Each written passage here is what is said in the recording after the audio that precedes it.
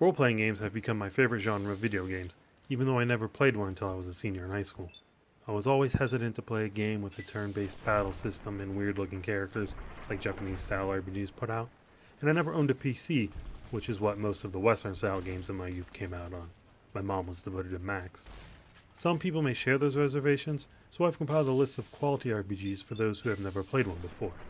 Now, I know what you're thinking, every game is an RPG these days. While there is an element of truth in a statement like that, these games are going to have some more traditional role-playing game aspects, so if you like the new direction of the Assassin's Creed franchise, or games such as Horizon Zero Dawn, you may want to check out deeper RPGs, so I made a list of some. This list will combine both Western and Japanese style games, but they are all console games, with some also being available on PC. Now, these are not the 5 best RPGs, or even the 5 best RPGs for newcomers, nor are they put in any specific order, they're just 5 games that serve as a good introduction to the genre. There may be better overall RPGs out there, but should be played as players become more integrated with the genre. If you think you have a better example, don't hate or be pissy about it, just kindly put it in the comments. Now, here are 5 great RPGs for newcomers to the genre. Super Mario RPG, Legend of the Seven Stars. Most people are familiar with Mario, so that familiarity makes this game desirable for newcomers. This is also a good game with more games in the franchise that are either sequels or spin-offs depending on who you ask. The game has you guessed it, trekking down Peach. And while there are platforming elements in the game, not something always common of RPGs, it veers pretty quickly away from traditional Mario games. The story has become more intricate and has a lot of humor. It's the oldest game on this list, but its pixel graphics are timeless. While the plot becomes more intricate, it isn't anything that hasn't been done before in JRPGs, but if you've never played any JRPGs, then the story won't seem cliche at all. The one thing this game does that none of the other games on the list do is it has a separate battle area from the world traversal area. This is common in JRPGs, but not Western ones. Where this game differs from many JRPGs, especially classic ones, is that it doesn't have random encounters, meaning you won't be thrust into battle without seeing the enemy, something that can be off-putting for newcomers and veterans alike. It was released for the Super Nintendo, which can make the actual game hard to find, but it is easy to emulate. Also, Nintendo has put it on Virtual Console and the SNES Classic, so there are ways to obtain the game legally. However you get it, not saying you should pirate it, you should give this game a go. The Elder Scrolls, Oblivion, or Skyrim. I am someone who will defend my opinion until the day I die that Oblivion is better than Skyrim, but that's a topic for a different video. For the purposes of this video, the two games are interchangeable. Skyrim may be the better choice because it's been remastered for current-gen consoles, and VR, and Alexa, but I prefer Oblivion. Did I already say that? Oh, okay. These games are masterpiece, open-world explorathons that are filled with dungeons to plunder and characters to interact with. They are first-person, so people used to FPSs will feel right at home playing them. The combat is tight, combining melee and ranged combat with magic casting. There is a journal that spells out what the next objective of your quest is, and where you need to go to accomplish it, making it nearly impossible to get lost in the game. Traditional RPG fans tend to find this annoying, but old school RPGs force you to talk to every character in every town in an attempt to decipher what was going on and what you needed to do next. Some people find this charming.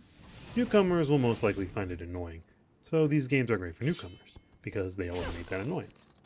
They allow you to create a character from a variety of races and classes and fully customize how you use it, giving the player a great amount of freedom. The series started out as traditional dungeon crawling RPGs, but as it moved to being on consoles, the devs merged non-RPG elements into the games, making these two installments one of the series' perfect entry-level RPGs. Kingdom Hearts. This was the hardest game for me to include on this list. It has Disney characters in it, and people love Disney. I already said that familiar characters make it easier to get into a game. Who doesn't want to run around with Aladdin and Peter Pan taking out faceless enemies as well as bosses like Jafar and Captain Hook? Sounds great, doesn't it? What made me almost decide not to include it is the fact that when I replayed it in anticipation of Kingdom Hearts 3's release, I was underwhelmed by my experience.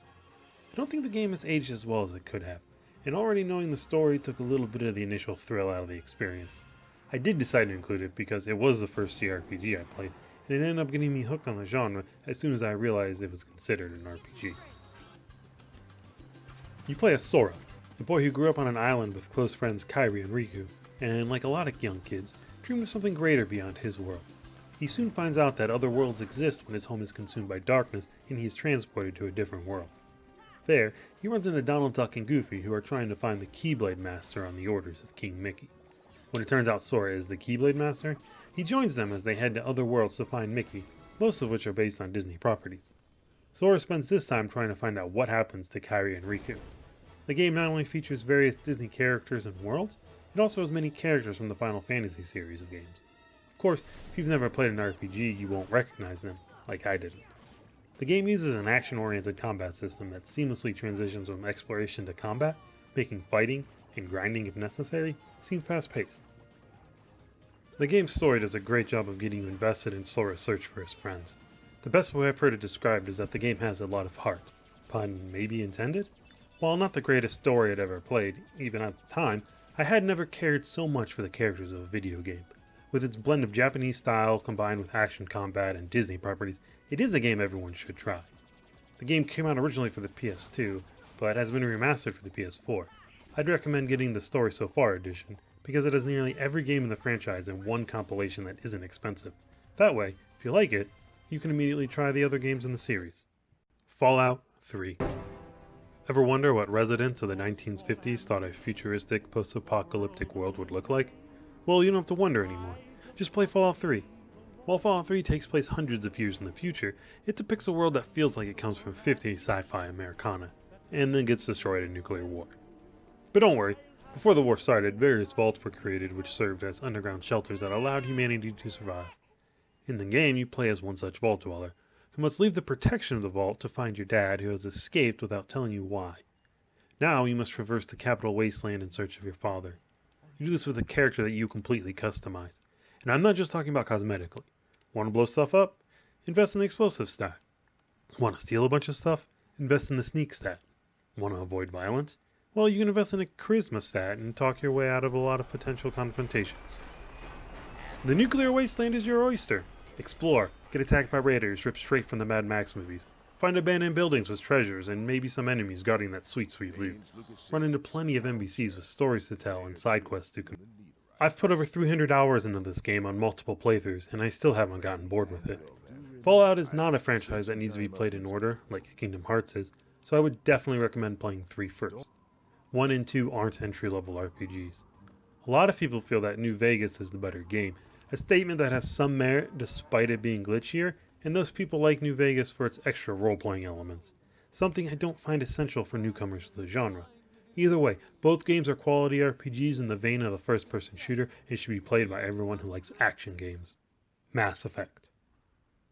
While Mass Effect 2 is clearly the superior game, and the best game in the entire series, you really have to play 1 before you get into 2. Ask a bunch of fans what the greatest RPG of all time is, and a fair number of them will tell you Mass Effect 2. It puts the role-playing in role-playing game. It's beautiful, fun to play, and you can bang hot alien creatures. Also, you could play as either a male or female version of a designed protagonist. If Mass Effect 2 is so amazing for all of the reasons, why didn't it make the list? Well, you have to play 1 before you play 2. The original Mass Effect has all of those great things I previously mentioned, they just aren't quite as refined. In Mass Effect, you take control of Commander Shepard, who can be male or female, your choice, as you run a routine military op on a world Earth has colonized. While on the op, Shepard encounters a beacon that endows him with information of an ancient race of aliens who will come back to destroy the galaxy. Or maybe the whole universe even. Now it's up to Shepard to try to stop them. He does this by recruiting allies and running military operations, and by a lot of diplomatic talking. That's where the role-playing comes into it. The game is voice acted very well, which also makes the dialogue scenes more enjoyable. The combat is shooter heavy, but there are magic-like powers that can be used also. The shooting isn't the best, but the rest is so good you'll barely notice. The myriad of choices the game offers means it can be enjoyed throughout multiple playthroughs, just one more reason to pick it up.